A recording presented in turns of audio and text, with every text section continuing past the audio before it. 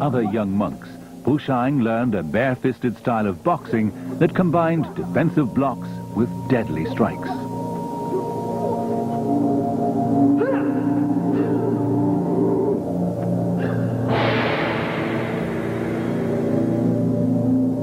The techniques were named after the 5 animals whose movements they so closely resembled: dragon, snake, tiger, leopard, and crane. Hidden in the inaccessible mountains, or coiled in the unfathomable depths of the sea, the great serpent awaits the time when he slowly rouses himself for activity. He unfolds himself in the storm clouds and washes his mane in the blackness of seething whirlpools.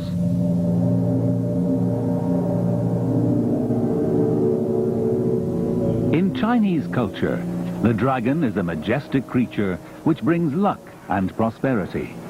Its powerful, flowing movements are manifested as a graceful, sinuous body motion in Shaolin Kung Fu. Instead of blocking an attack, a monk who specialized in the dragon motion would swerve his body without moving his feet before launching an attack himself. The characteristic of the crane style is elegance and tranquility.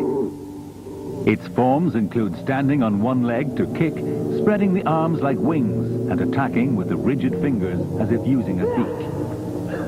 The Shaolin warrior's blows are aimed at the points where his opponent is most vulnerable: the eyes, the neck, the armpits, the groin. Even the vice-like grip of his fingers can disable a foe.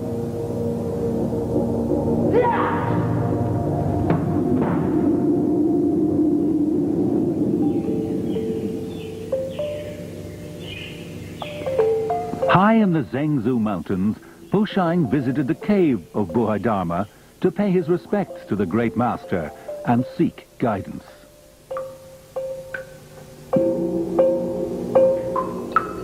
Sleep with the body bent like a bow. Walk swiftly like the wind. Sit like a bell. Stand firm like a pine.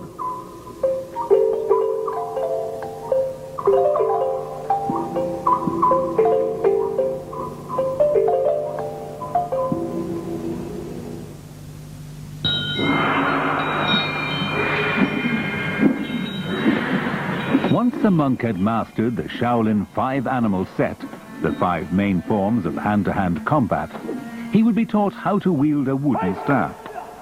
In the hands of a Shaolin warrior, this weapon of defense could be turned into deadly attack. For a man like Pushang, agile as a cat, it was an ideal accessory. Barehanded, he could fend off an attacker or two, but armed with a staff, he could hold a dozen or more at bay.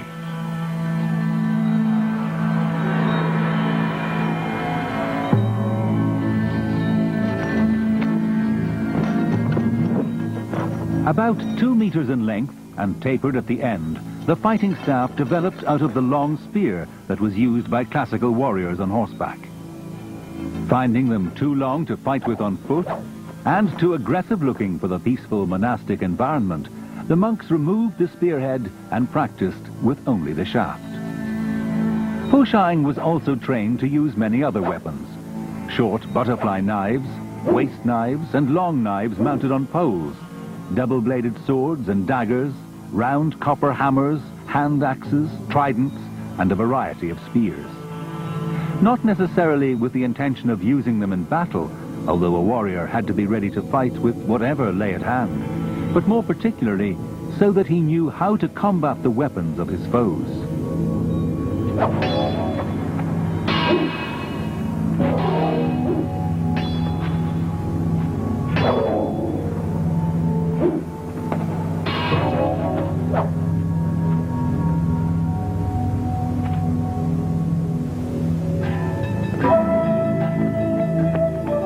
In the year 621, the time had come for Pushang's training to be put to the test. He would take part in the attempt to free Li Shimin, the emperor's son, from the clutches of the rebel warlord Wang Shicheng. The monks agreed that the emperor and his son ruled in harmony with the heavens. while the warlord disrupted the country and hurt the people and was nothing more than a simple bandit. With 12 other monks, Fushang set off for the city of Luoyang, the bandits' lair. As they reached the outskirts, they split into two groups. Shang Hu, who knew the city well, would lead the rescue party. The others would steal horses for their escape.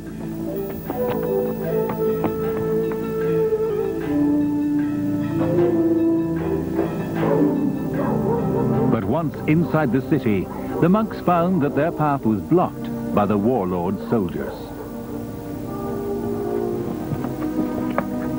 Moving like a cat, Fushang scaled the wall.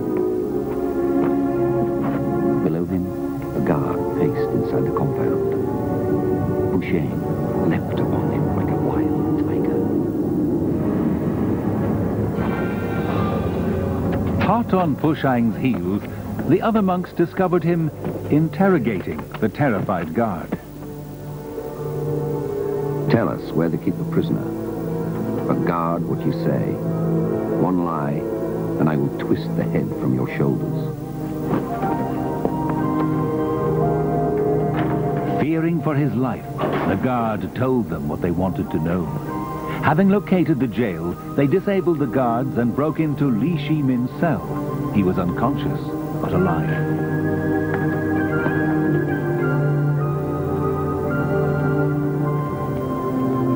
Carrying him between them, they left as they had come, like ghosts. The other monks had broken into the stables and stolen horses. With Li Shimin, they broke out of the city and rode for the bridge. But one monk, Tang Sun, had remained behind to kidnap the warlord. In this task, he failed.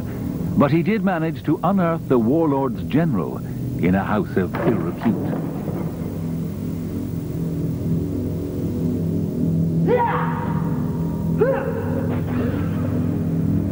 Roused from his post-coital nap, the general struck out wildly at Tang Sun with his sword. But the monk was too nimble, and the blade sliced through nothing more substantial than thin air. Then, with the speed of a snake's tongue, Tang Sun knocked him to the ground with a flurry of blows. With his prisoner in tow, Tang Sun rejoined his fellow monks, and together they galloped off towards Shaolin. They had not gone far when soldiers could be heard giving chase. Their fast horses were gaining steadily. Just as they were approaching the monks, a group of the Emperor's cavalry arrived. Eager for vengeance on the captors of their master's son, the mounted troops raced past the monks and charged the warlord's men. The few who survived this attack turned and fled. When Li Shimin succeeded his father as emperor in 626 AD, he displayed his gratitude towards the Shaolin monks by inviting them to the imperial palace to demonstrate their art.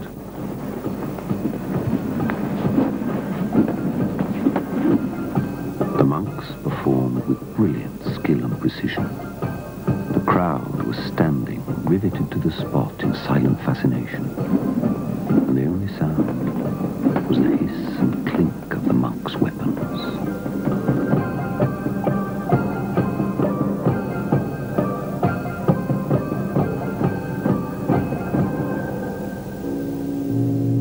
After entertaining them with a lavish feast, the emperor sent a stone tablet to Shaolin inscribed with the names of the 13 brave monks who had saved his life. He also rewarded the monastery with an estate and supplies of grain, and permitted its masters to train up to 500 warrior monks.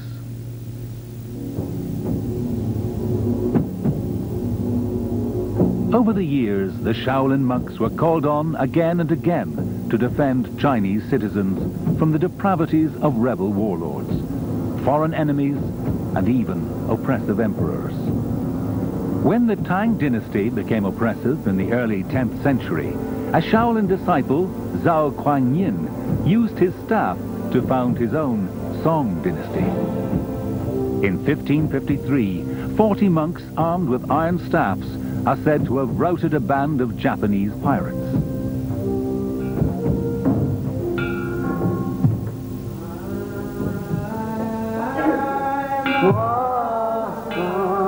After each campaign, the monks returned to their simple life within the Shaolin Temple, true to the humble lessons of Buddha.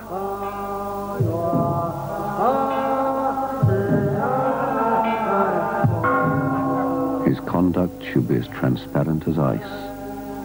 He is not to seek fame or wealth. If you rejoice in victory, then you delight in killing. If you delight in killing, you cannot fulfill yourself.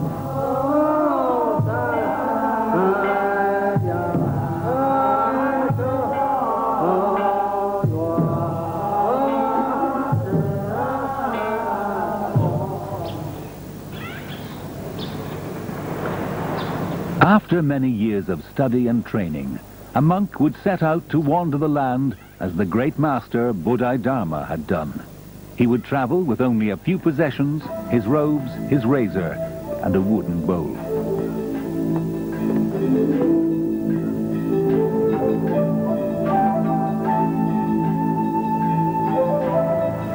Through these travels, the wisdom of Zen Buddhism was spread far and wide, even to Japan, where more than 10 million people follow the faith today. Let him be trained in mind and body by walking over the mountains and fording the rivers. Let him befriend men wise in the law of Buddha. Let him brave the snow, tread on the frosty roads, not minding the severity of the weather. Let him cross the waves and penetrate the clouds, chasing away dragons and evil spirits.